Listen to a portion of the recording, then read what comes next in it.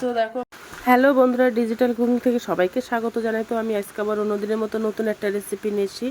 আজকে রেসিপি হচ্ছে পটলের কোরমা। তো চলো এই রেসিপিটা আমি কিভাবে বানাই তোমরা শেষ পর্যন্ত ভিডিওটা স্কিপ না করে পাশে থেকে দেখার জন্য অনুরোধ রইল। তো চলো, তো প্রথমে আমি দেখো একটা উনানে কড়াই দিয়ে দিয়েছি। তো এই পটলের কোরমাটা বানাতে দেখো আমি 500 গ্রাম পটল নিয়ে নিয়েছি, আগের থেকে ছিলে কেটে ভালো করে পরিষ্কার করে ধুয়ে রেখেছি। এবার আমি পটলটা আমি ভাজা করে নেব।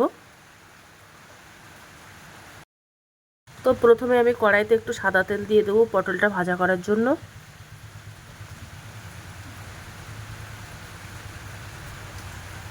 তেল গরম হয়ে গেছে, এবার আমি পটলগুলো দিয়ে দেব।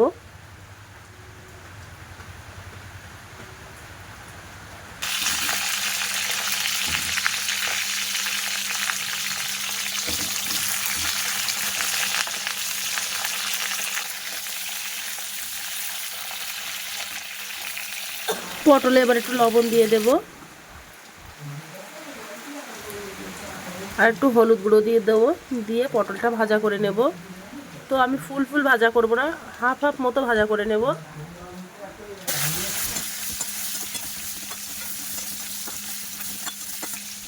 তো দেখো পটলটা ভাজা করা হয়ে গেছে, এবার আমি পটলগুলো ছেঁকে তুলে নেব।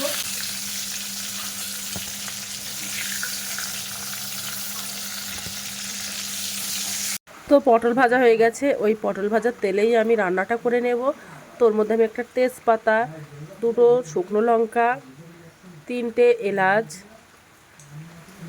আর হাফ চামচেরও কম মৌরি, তো এগুলো দিয়ে একটা ফোড়ন দিয়ে দিলাম। দিয়ে এবার একটু নাড়াচাড়া করে নেব তেলের মধ্যে মশলাটা, যেন একটু সুন্দর একটা গন্ধ বার হলে এবার আমি মিডিয়াম সাইজের আর দুটো পেঁয়াজ কুচি নিয়েছি। তোমরা চাইলে পেঁয়াজ বাটা দিতে পারো। তো এবার পেঁয়াজটা বেশ ভালো করে লাল লাল করে ভাজা করে নেব।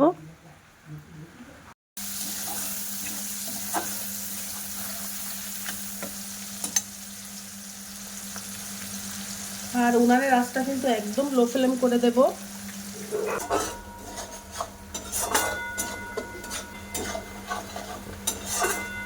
তো পেঁয়াজটা লাল লাল করে ভাজা করা হয়ে গেছে, এবার আমি ওর মধ্যে 1 চামচ আদা রসুন বাটা দিয়ে দেব।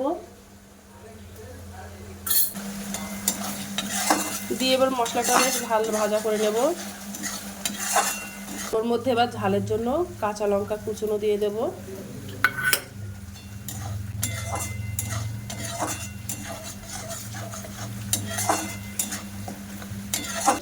হলুদ গুঁড়ো দিয়ে দেব।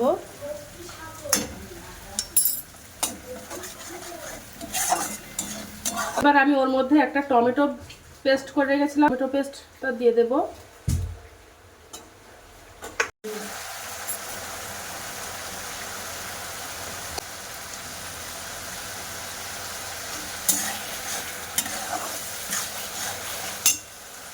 মধ্যে একটু হাফ চামচেরও কম ধনে গুঁড়ো, এরকম জিরা গুঁড়ো দিয়ে বেশ একটু নাড়াচাড়া করে নেব।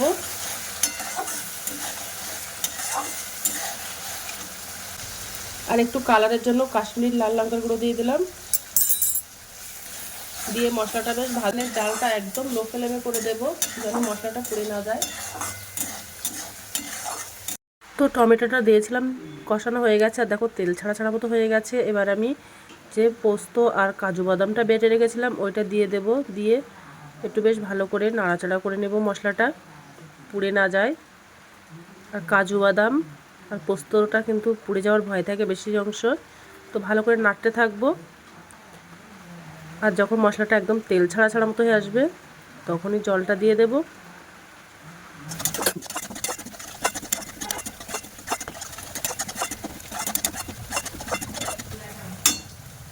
তো দেখো মশলাটা ভাজা করা হয়ে গেছে, এবার আমি ওর মধ্যে একটু জল দিয়ে দেব।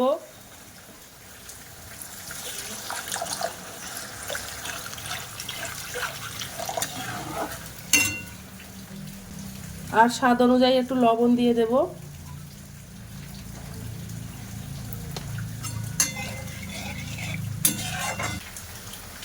যে পটলটা আমি ভাজা করে রেখেছিলাম সেই পটলগুলো দিয়ে দেব।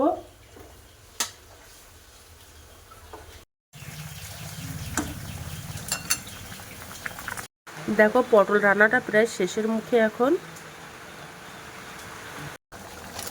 তো এবার একটু কসুরি মেথি পাতা দিয়ে দেবো। এইটা দিলে কোরমাটা কিন্তু খেতে আরও সুন্দর লাগে। আর লাস্টে আমি একটু চিনি দিয়ে দেবো, চিনিটা দিলে টেস্টটা আরও সুন্দর আসে তার জন্য।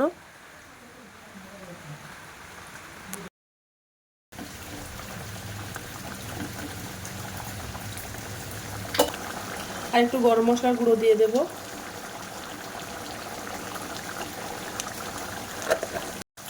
তো দেখো পটল রান্নাটা কমপ্লিট হয়ে গেছে, এবার আমি গ্যাসটা অফ করে দেব। তো আজকের দিনের মতো ভিডিওটা এখানে শেষ করছি। তো আগামী দিন আবার চলে আসবো। তো টাটা বাই বাই, সবাই ভালো থাকবে।